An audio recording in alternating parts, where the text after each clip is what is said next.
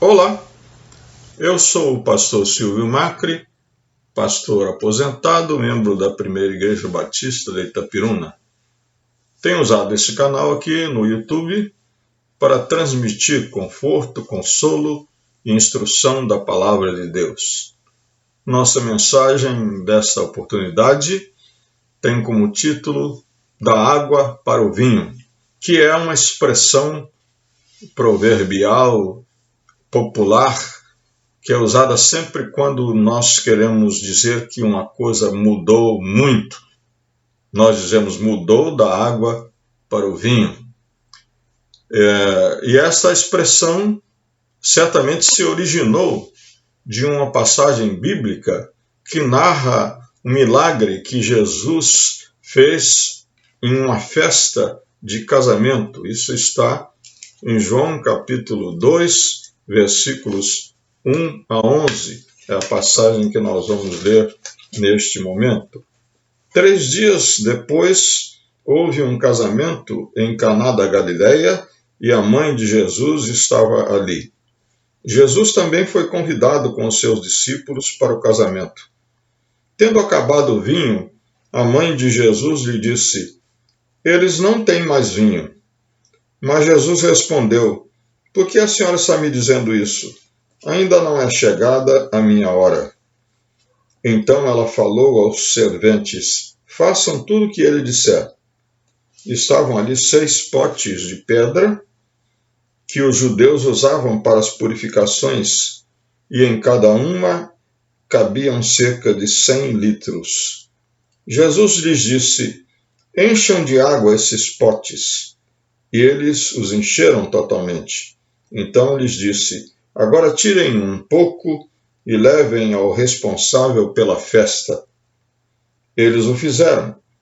Quando o responsável pela festa provou a água transformada em vinho, e ele não sabia de onde tinha vindo, por mais que os serventes que haviam tirado a água soubessem, chamou o noivo e lhe disse: "Todos costumam servir primeiro o vinho bom, e quando já beberam muito, servem o vinho inferior. Você, porém, guardou o melhor vinho até agora." Assim, em Caná da Galileia, Jesus deu início a seus sinais. Ele manifestou a sua glória e os seus discípulos creram nele. O ensino dessa passagem, o propósito dessa passagem, é mais abrangente do que ser meramente uma narrativa de uma cerimônia de casamento.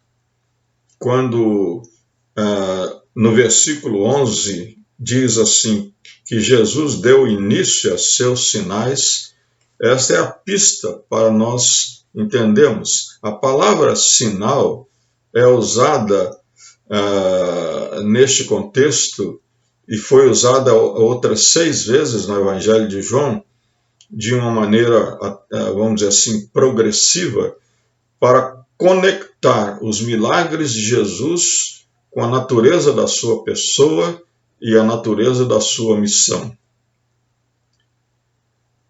A mãe de Jesus ouviu de Jesus uma resposta que talvez ela não entendesse bem e talvez nem gostasse.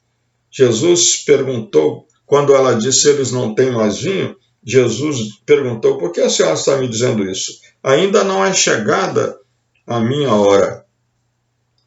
Foi a mesma resposta que Jesus deu aos seus irmãos, os outros filhos de Maria. No capítulo 7 desse mesmo Evangelho de João, os seus irmãos dizem a Jesus: "Você tem que ir lá para Jerusalém para fazer esses milagres, porque quem quer realmente aparecer vai onde está o povo para fazer esses sinais que você faz para você se tornar famoso." E Jesus diz para eles: "Qualquer tempo", diz para eles, "qualquer tempo é tempo para vocês, mas para mim não, ainda não chegou o meu tempo." E realmente o tempo de Jesus não foi aquele que os seus irmãos pensaram, que Maria pensou, talvez também os seus discípulos, e o povo judeu também pensou, porque o tempo de Jesus foi o tempo da cruz. Na verdade, o vinho aqui ele é um sinal, não é? Essa purificação, melhor dizendo, o uso desses potes de purificação para colocar água, 600 litros d'água, não é? Foi um sinal do grande milagre que Jesus vai operar na transformação, na purificação do ser humano através do seu sangue.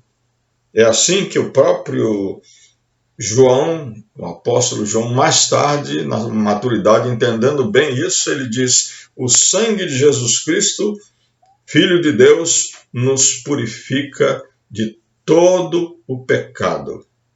O sangue de Jesus Cristo nos purifica de todo o pecado. Para os judeus, a purificação era um mero ritual feita com água, mas a verdadeira purificação que Jesus opera no ser humano é através do seu sangue. Por isso, né, que nós temos na palavra de Deus, mais do que uma vez, a declaração de que nós somos lavados, purificados no sangue de Jesus Cristo.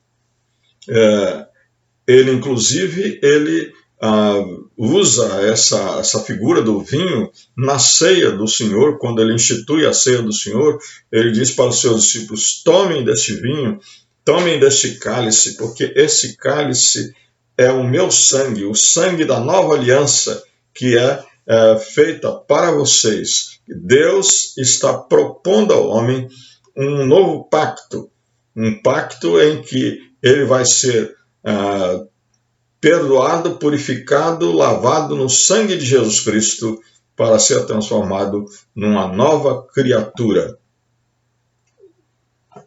Este milagre também é um sinal da abundância e da alegria que Jesus nos traz.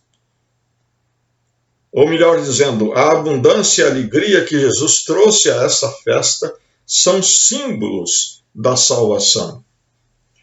No capítulo 10 deste mesmo Evangelho de João, citando as palavras de Jesus, João diz: eu vim para que vocês tenham vida, e vida em abundância.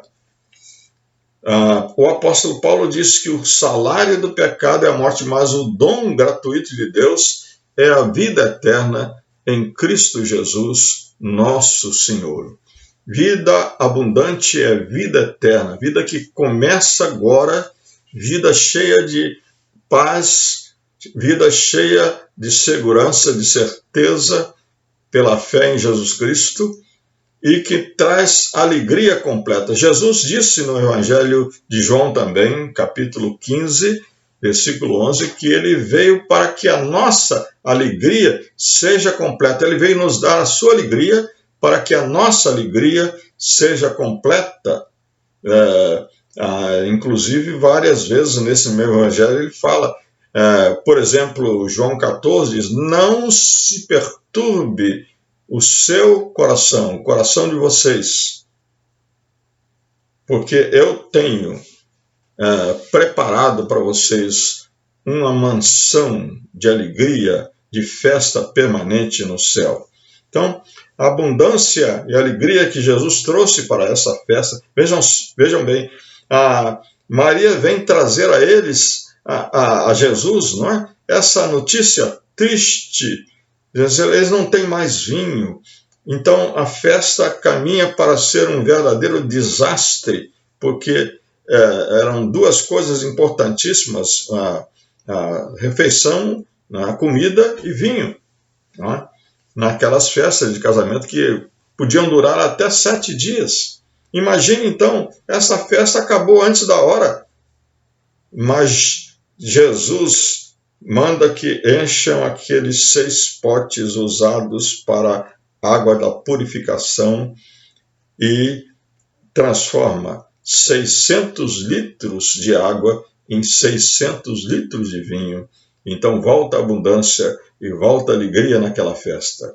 O homem que era responsável, né, era o mestre de cerimônias da festa, ele fica surpreso e até chega a chamar o noivo para dizer, olha, normalmente se serve primeiro o melhor vinho, agora você deixou o melhor vinho para depois.